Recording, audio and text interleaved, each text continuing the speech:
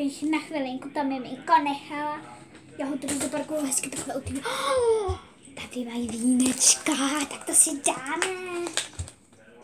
Doufám, že mě nikdo nevidí. Opatrně to se napiju trošku. No už tam toho moc nezbylo. Hele, tady je moje nejoblíbenější čokoládka.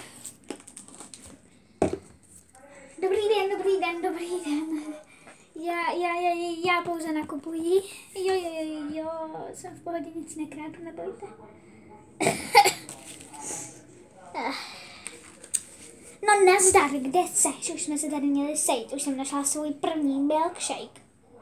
Jakože jsi prostě ještě v rezortu, no tak na to si naštvi. Hned přijeď, i hned. Že už vstáváš a jdeš? Že už tady budeš za 2 minuty, jo? Jo, mami. Jasně, neboj, jo, když už jsem v předsíni a obouvám si boty. Neboj, prosím tě, mami, jo, furt.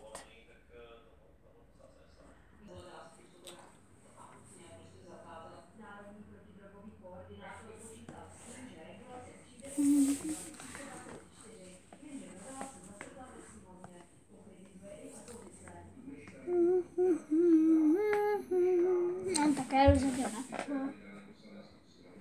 Hele, tady mají něco, co to je? Aha. A tady máme rtěnko.